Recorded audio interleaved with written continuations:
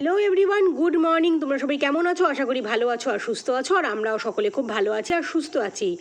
সবাইকে দোল পূর্ণিমার শুভেচ্ছা আর ভালোবাসা জানিয়ে আমি আমার মিনি ব্লগ শুরু করছি। তো প্রথমেই আমি সিদ্ধি বানানোর জন্য দেখো দুধটা জাল দিয়ে নিয়েছি, আর তারপর এখানে ছোট ছোট টুকরো করে আমি ফল কেটে নিয়েছি। আমি এখানে দিয়েছিলাম তরমুজ, কলা, আঙুর, আপেল, আর বাটিতে একটুখানি চারমগজ, কাজু, কিশমিশ এগুলো আমি জল দিয়ে ভালো করে ধুয়ে ভিজিয়ে রেখেছিলাম। আর এখানে দেখো কিছু সন্দেশ নিয়েছি, সন্দেশগুলো ছোটো ছোটো টুকরো করে নিয়েছি আমি হাত দিয়েই। এরপরে আমি মিক্সিং জারের মধ্যে সমস্ত কিছু দিয়ে দিই, চলো এক এক করে। এরপরে আমি বিস্কুটগুলো ভেঙে দিয়ে দিলাম, আর যেগুলো ভিজিয়ে রেখেছিলাম কাজু, কিশমিশ আর চারমগজ ওগুলোও আমি মিক্সিং জারে দিয়ে দিচ্ছি। আর যে সন্দেশগুলো আমি টুকরো করে রেখেছিলাম হাত দিয়ে সেগুলোকেও দিয়ে দিলাম তার সাথে। এরপরে কিছুটা আমি মৌরি দেবো, কেননা মৌরি দিলে ফ্লেভারটা ভালো আসে। তো মৌরিরও আমি কিছুটা মৌরি দিয়ে দিলাম এর মধ্যেই একেবারে।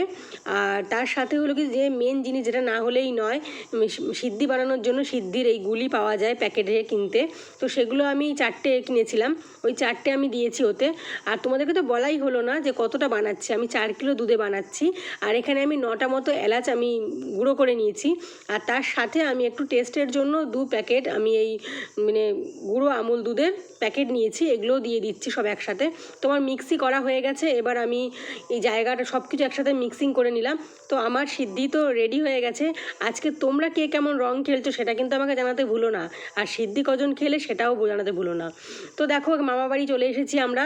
মামা বাড়িতে এখানে আমার 2 মামি, 3 মাসিমণি, আমরা সবাই একসাথে রং খেলবো। পাড়ায় কোথাও বেরাইনি, বাড়িতেই রং খেলা হয়েছে, খুব মজা করেছি। এই দেখো আমাদের মেজো মামিকে সবাই মিলে ভূত করে দিচ্ছে আবির মাখিয়েই। তো এখনও পর্যন্ত তোমাদের দাদাভাইকে আর আমাকে ভালোই চেনা যাচ্ছে, কিন্তু একটু পরে সেটাও চেনা যাবে না। তো এই দেখো আমার বোন, এই মাসুমণি সবাই সবাইকে রং মাখামাখি করছে, ভাইয়েরা বোনেরা মিলে। আর এখানে দেখো রং উড়াচ্ছে বলে মাসুমণি আবার একটু বকেও দিচ্ছে, তোরা রং মাখা, তোরা এরকম উড়াচ্ছিস কেন হাওয়াতে। তো যাই হোক, একটু পরে রঙের থালার প্লেটটার অবস্থা দেখো, সবাই তো মাখাতে সব আবিরগুলো মিশে গেছে, মিশে গিয়ে দেখো কি অবস্থায়। দেখো মাসুমণি দাঁড়িয়ে আছে এখানে, আর এখানে বোন ভাইকে মাখাতে ব্যস্ত, ছোটাছুটি দৌড়াদৌড়ি। আর তোমাদের দাদাভাই তো শুধু সুযোগ পাচ্ছে আর আমার মাথায় মুখে খেপে খেপে এসে মাখিয়েই যাচ্ছে। কতবার যে মাখিয়েছে তার আর কোনো ঠিক নেই বোধহয়। সবাই বেবও মাখাচ্ছে বারবার, আমার বোনও মাখাচ্ছে, সবাই একই জনকে বারবার করে মাখানো হচ্ছে। এই দেখো এখনো পর্যন্ত আমাকে রং মাখিয়েই চলেছে। রং না, সরি, এটা যদিও আবির। এরপরে শুরু হবে আমাদের মেন রং খেলা।